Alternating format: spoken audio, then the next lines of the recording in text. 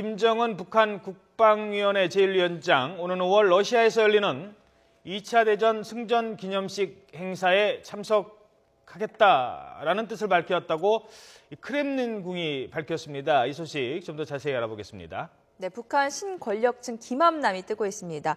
김일성대를 나온 함경도 출신의 남성이 북한 정권의 실세로 떠오르고 있다는 이야기인데요.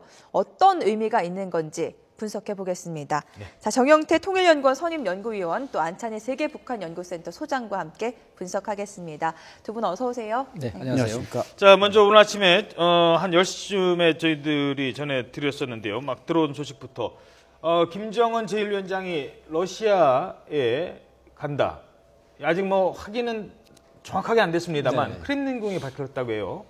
뭐 그 정도 밝혔으면 어느 정도 그 사실성에 기반하고 있다 이렇게 얘기는 할 수 있지만 예. 그래도 아직까지는 좀 미심쩍은 측면은 있죠. 왜냐하면 이제까지 소위 그 김일성을 제외하고는 특히 그 수령이 이런 그 여러 지도자가 같이 모이는 그것도 서방 선진국 지도자들 최고 지도자들하고 같이 함께한 자리는 거의 없었다고 해도 지금까지 그렇죠. 예. 단지 이제 김일성 시절에서는 그 소위 그 제3세계 회의, 소위 그 반둥 회의라든가 이런 비동맹 회의에는 적극적으로 참석을 한 적이 있습니다. 김일성 시절에는 그렇죠. 예. 그렇지만 김정일 때는 뭐 더욱더 이런 그 여러 정상들이 모이는 다수가 같이 함께하는 그런 자리는 거의 안 갔고. 오직 이제 그것도 국가도 러시아라든가 중국 이런 수준에서 정상 방문 이것이 이제 사실 그 제한됐다고 볼 수가 있습니다. 여기에는 지금 박근혜 대통령도 일단 초대는 받았어요. 박근혜 대통령은 뭐 북한 김정은 제1위원장이 참석 여부와 관계없이 그 상황에서 뭐 러시아와의 관계, 그리고 또 미국이라든가 여타 서방국과의 관계 이런 것을 외교적으로 그 포괄적인 차원에서 고려한 이후에 하는 것이지 뭐 김정은이가 참석한다 안 한다 해가지고 크게 영향을 받는다고는 볼 수 없죠. 아, 그렇습니까? 네. 예. 자, 김정은이 이렇게 다자 외교 국제 무대에 서는 건 처음일 텐데 사실 중국과의 관계, 뭐 러시아와의 관계, 미국과의 관계 복잡하게 계산기를 두드렸을 텐데 참석하는 이유 어떤 속내가 있는 걸까요? 김정은은 안 갈 이유가 없는 것이죠. 뭔가 국제사회에 대비하려고 지금껏 3년을 못 이겼는데 기회가 없었는데 이 모처럼 찾아온 천재 일우의 기회를 박차버릴 이유가 없는 것입니다.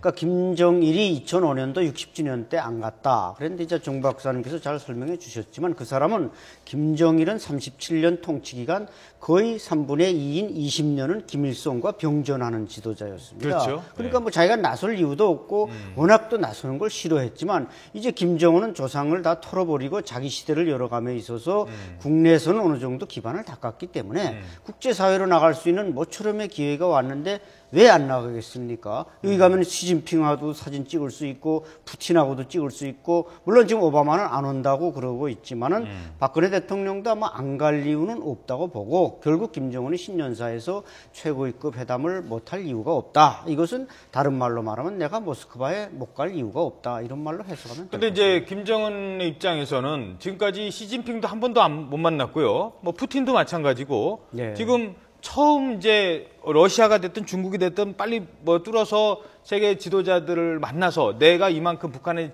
위상을 확인받고 싶은 건데 그렇죠. 그 자리가 다자간 외교 자리랍니다. 그게 조금 북한으로서도 그러나 그럼에도 불구하고 일단 그 모든 건 이 사람은 김일성 닮기인데 김일성이 해방 직후 소련에 접근했던 것과 똑같은 지금 반복되는 일이 70년 만에 돌아온 거 아닙니까? 특히 중요한 건 이제 그 전에 4월에 인도네시아에서 반둥 회의가 열리니까 여기서 최소한 시진핑 주석과 만날 가능성이 있습니다. 그렇다면 결국 중국과의 어떤 갈등의 골은 거기서 어느 정도 메꿀 수 있기 때문에 무조건 이제 러시아에 간다. 이렇게 아마 최용해가 갔다 왔을 때 벌써 결정된 사항이라고 봐야 될 겁니다. 박근혜 대통령이 방문할 가능성이 이렇게 되면 더 상관없다고 합니다만 그러면은 이제 우리는 가게 된다면 그러면은 남한의 정상과 북한의 나름 지도자가 온단 말입니다. 네. 그러면 이제 사진도 같이 찍어야 돼요. 다자 인사도 해야 되고 이 뭐 의전이나 아주 복잡해질 것 같은데 그런 면에서 아주 짧은 만남이지만 남북 간의 나름 정상이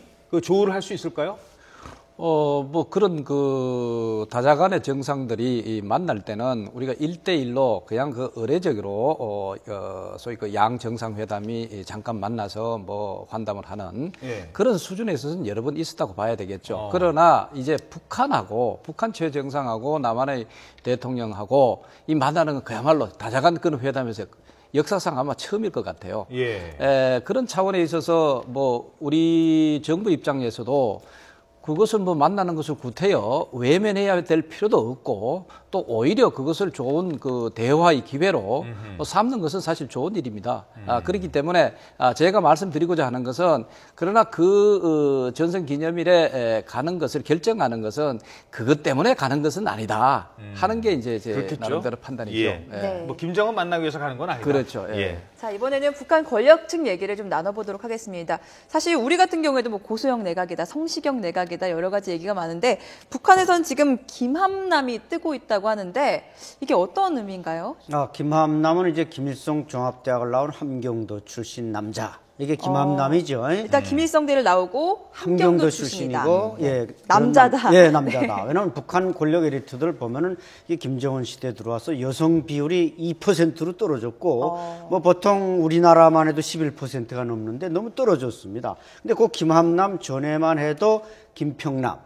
또 반대로 말하면 이제 김일성 종합대학을 나오고 평양과 평안남도 예. 그다음에 평안도. 남자죠. 예. 근데 이제 김일성이 원래 집권할 때 이 함경도 세력을 좀 적극 제어하고 평안도 평양 사람 중심으로 썼습니다. 그렇죠. 왜냐하면 좀 말씀 중에 죄송한데 과거에 그 장성택을 싫어했던 이유 중에 하나도 그 함경도 사람이래. 그래가지고 싫어할 정도로 북한에서도 함경도를 약간 좀 차별하는 게 있었는데 그렇죠. 그 함경도 사람들이 지금 전면에 나섰다는 거 아니에요? 예, 원래 노동당이 정상인 노동당에는 이게 평안도 평양 사람이 중심이고 군부에는 아무래도 좀 빨치산 2세들이 많다 보니까 함경도가 많았습니다. 근데 예. 지금 이 군부에 있던 함경도 출신들이 다시 김평남을 제치고 정상으로 올라오는데 이것은 최근에 이제 최용해의 정치국 상무위원 복귀라든지 또 오진우의 아들 오일종, 그러니까 최현도 함경도, 오진우도 함경도, 오백룡도 함경도, 예. 다 그 아들들이 지금 최용해, 뭐 오일종, 오금철 이런 사람들이 이제 약진하다 보니까 지금 평남에서 김함남으로 좀 밀리고 있다 이런 얘기인데 결국 그러나 이제 북한에서는 이 말하자면 함경도 출신은 백두산 줄기의 근간을 이루고 평양 평안남도는 요게 만경대 가문이란 말이죠. 김씨 왕조의 혈통이기 때문에 요 균형은 아마 머지않아서 다시 김평남으로 돌아가지 않을까 보여집니다. 어차피 그래도 북한에서는 평안도 출신이 함경도 출신보다는 좀 나름 자신들이 좀 우위에 있다 뭐 이런 게 좀 있어요. 그렇죠. 이제 김국태가 노동당 간부 비서를 쭉 하다가 2013년 10월에 죽지 않았습니까? 예. 그 뒤에 지금 간부 비서로 올라온 게 이제 간부 비서가 우리 청와대 인사수석하고 비슷한데 간부 비서가 지금 김평의 평안북도 도당 책임 비서 하던 사람이 지금 간부 비서입니다. 간부 부장이면서 아무래도 평안도 사람에게 이 간부권을 주었기 때문에 물론 거기서 막 한두 사람이 마음대로 하는 건 아닙니다만은 이 평안도 사람들이 조금 더 함경도 사람들은 용감하고 이런 건 있어도 합리성에서는 평안도한테 조금 밀린다 이런 관습이 있기 때문에 이건 다시 사이클이 돌아올 것 같습니다. 여기도 북한 내부에서도 혈연 지연이 상당히 중요한가 보네요. 그렇죠. 혈연이 제일 중요하지. 예. 네. 자, 그리고 북한 내부에서도 권력 구도가 조금 달라지고 있습니다. 김정은이 이제 다리가 불편해서 잠시 잠적했던 시기가 있지 않습니까? 예. 그 전후로 권력 구도가 조금 달라졌다는데 저희가 그래픽으로 준비를 했습니다. 이 부분 한번 어떻게 달라졌는지 살펴보겠습니다. 자, 김정은 수술 이후에 그리고 이전에 떠오르는 인물입니다. 먼저 장성택 축청이 있었을 때부터 살펴보죠. 네. 네, 이때는요. 황병서 군 총정치국장, 조현준 조직지도부 제1부부장, 김원홍 국가안전보위부장이 좀 떠올랐는데 김정은이 복사뼈 수술로 잠적한 뒤에 조금 달라졌습니다. 권력구도 살펴보겠습니다.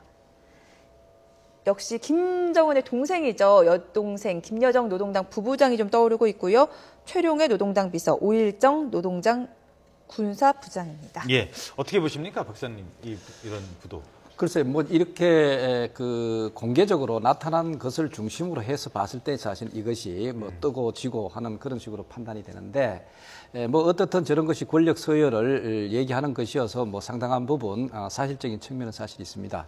뭐 그럼에도 불구하고 지금 이제 그 김정은 주변에 있어서는 김정일, 소위 아버지 시대 때의 그 인물들은 가급적 군이든 당이든 이것을 뒤로 좀 하는 그런 측면이 사실 있죠. 그렇게 하고 이제 새 시대에 맞는, 소위 김정은 시대에 맞는 그런 어떤 그 여러 가지 새로운 인물들을 쓴다, 이렇게 보고요.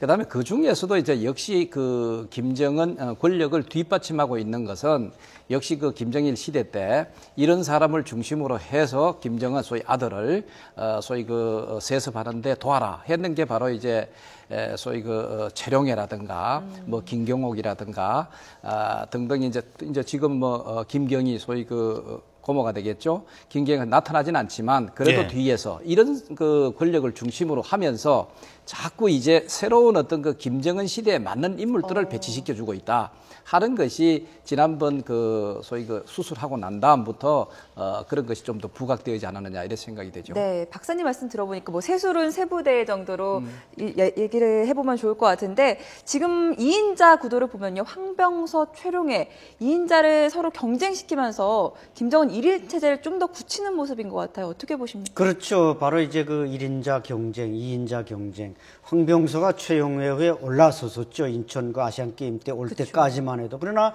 역시 황병서는 이 빨치산 줄기는 아니라는 것이죠. 백두산 줄기가 아니고 혈통이 밀리는 사람입니다. 그러니까 이제 황병서를 올려놔서 군서열 1위를 만들어 놓으니까 이게 오국렬을 비롯한 최용해, 아까 새로 등장한 오일종, 이 오일종도 인민군 원수였던 인민무력부장 오진우의 아들입니다. 바로 이제 한경도 출신이죠.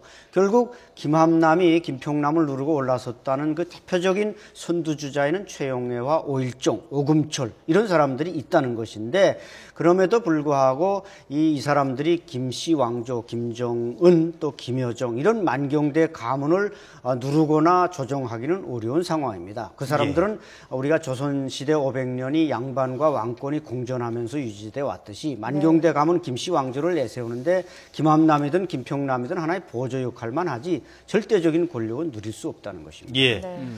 자, 이번에는 북한의 그 공군 전력 키우기, 최근에 김정은이 공군 여성 조종사들을 만나고 공개적으로 사진도 뭐 무슨 데이트하듯이 찍고요. 파격적인 모습을 보이고 있습니다. 먼저 그 저희들이 준비한 화면 훈련 장면 영상이 있는데요. 함께 보시면서 설명드리도록 하겠습니다. 함께 보도록 하겠습니다. 네, 북한의 공군 훈련 시뮬레이션 훈련 영상입니다. 네. 거수 경례를 하고 있고요. 네, 일상적인 뭔가 모습인데. 보고를 하는데요. 자, 시뮬레이션을 우리는 컴퓨터로 하는데요. 북한에서는 비행기가 저렇게 그러니까 장난감 모형 비행기를 들고 한답니다. 네. 지금 시뮬레이션 훈련을 하고 있는 거예요. 자, 비행기에 이렇게 가면 담배를 담배를 핀 있을까요? 김정은이 슬슬 웃어가면서 레이더로 저렇게 찾아간답니다. 바닥에도 이렇게 자세히 보시면 지도가 다 그려져 있거든요. 예. 그렇죠. 박사님, 이런 훈련이 좀 도움이 될까요? 진지해 보여요, 북한군이. 도움이 되는 게 저 어쩔 수 없이 저걸 해야 됩니다. 사실 그 북한 군대는 뭐 잘 아시다시피 유륜안이 굉장하다고 볼 수가 있죠. 그렇죠. 그렇기 때문에 북한이 소위 그 뭐 재래식 전력들 탱크라든가 이런 훈련 혹은 포훈련 이런 것조차도 사실 어떤 의미에서 이런 어떤 그 형태 장난감 비슷하게 모의 훈련을 집중적으로 한다고 봐야 돼요. 오히려 또 이쪽에 비행 훈련은 더욱더 크거든요. 그렇기 때문에 실전 훈련보다 이런 그 모의 훈련을 중심으로 해서 북한은 그나마도 해나가고, 그러나 이제 어쩌다가 실전 훈련을 할 때는 어느 한 그 부대를 지명을 해가지고 거기서 특수하게 실전 훈련을 하는 것이지 그 여타 이외에는 거의 모의 훈련을 중심으로 해서 이것을 한다. 그것은 뭐 여전히 여러 가지 그 유륜안 이런 것이 뭐 거기에 경제난에 기반해가지고 최소한의 어떤 고육지책이라고 봐야 되겠죠, 저런 것들이. 그렇죠. 저게 이제 경제적인 어려움이죠. 정 박사님 말씀했듯이 북한에서는 포탄 한 발은 황소 한 마리, 요 소총탄 한 발은 닭 한 마리라 그러거든요. 근데 비행기가 한 대 떠오르면 한 대 뜨는데 공군 전체 사단장 1년 연봉이 날아간다 이렇게 말합니다. 그러니까 기름이 없어서 비행기를 띄울 수 없고 또 시뮬레이션 여러 가지 장치들을 어디서 수입해 와야 되는데 수입해 올 돈이 없고 하니까 저렇게 최고사령관이라는 사람이 지금 소꿉놀이 장난하듯이 지금 조종사들 놓고 땅바닥에서 하는데 저건 뭐 북한 공군의 어떤 실력, 그다음 수준 이걸 지금 한마디로 보여주는 겁니다. 예. 네. 자, 그런가 하면 사진을 최근에 또 김정은이 이 공군 무대를 방문해서 찍은 사진을 공개를 했는데요. 네. 자, 이 사진도 함께 보시죠.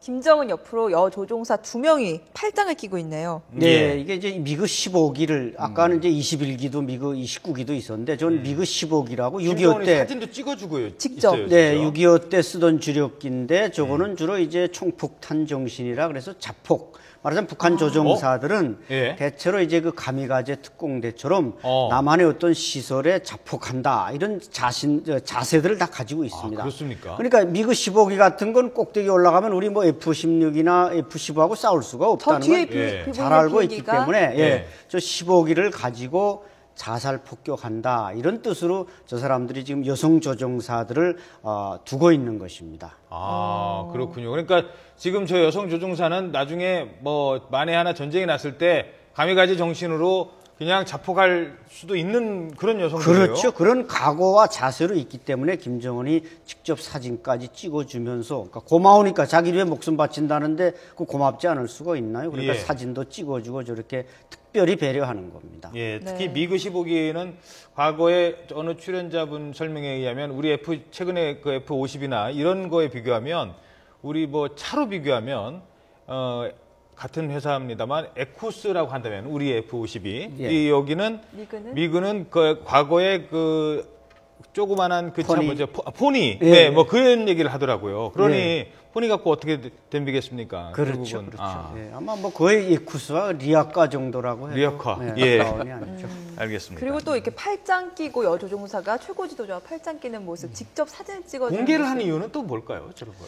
저게 이제 그만큼 이제 그 북한 인민군들한테 그 소위 그 가깝게 또 애민 정신 뭐 이런 것을 이제 과시하기 위한 하나의 표현이라고 볼 수 있죠. 아마 이런 것은 아까 그 여군 조종사한테 직접 사진도 찍어주고 하는 것은 이것은 바로 그 김일성 시대에 김일성의 어떤 그 리더십을 발휘하는데 상당히 많이 써먹었던 그런 것이라고 볼 수가 있죠. 그래서 김정은도 거의 할아버지와 같이 그런 어떤 이런 그 소위 그 군대를 장악을 한다든가 장악을 하는데 완력적으로만 힘으로만 장악하는 것이 아니라 상당히 그 친절하게 열린 마음으로 그리고 소위 애군하는 어떤 그런 차원에 있어서 이것을 가까이 다가가는 이런 두 가지 모습을 동시에 보여주기 위해서라도 애써 이러한 그 친밀한 모습을 자꾸 그 부각을 시키는 그런 측면이 있죠. 예, 그 북한이 우리와 전력 비교를 했을 때 가장 그 떨어지는 부분 중에 하나가 공군 전력이거든요. 그렇죠. 그런데 게다가 김정일 같은 경우는 비행기 타는 것조차를 두려워해서 못 탔어요. 그렇죠. 그런데 김정은은 뭐 비행기들 타고 이동도 하고 비행기 안에서 기내식 먹는 것도 공개를 하고 심지어 조종사까지 가서 만나고 공군에 대한 어떤 투자 이런 게 좀 더 앞으로 있을 수 있다라고 볼 수 있을까요? 그래서 이제 지난번 최용해가 특사로 모스크바 다녀올 때 그 수호이 35라고 지난해 이제 러시아가 중국에 24대를 팔은 게 있습니다. 그 정도 수호이 35 정도는 이게 스텔스 기능도 가지고 있기 때문에 북한이 그걸 한 10대만 들여와도 우리하고 어느 정도 비교가 되지만 그거 한 대도 없는 상황에서 우리 공군과 북한 공군이 이게 비교가 될 수가 없습니다. 그러니까 김정은이 다른 육군, 뭐 해군 다 열세하니까 공군을 조금 키워서 어떻게 우리하고 대적해 보려고 하지만 그게 돈이 없기 때문에 지금 러시아에 다가가서 그걸 좀 해결해 보려고 하는 것입니다. 예, 알겠습니다. 자, 시간 관계상 오늘 말씀은 여기까지 일단 듣도록 하겠습니다. 지금까지 정영태 통일연구원 수석연구위원 그리고 안찬일 세계북한연구센터 소장이었습니다. 두 분 고맙습니다. 네, 고맙습니다.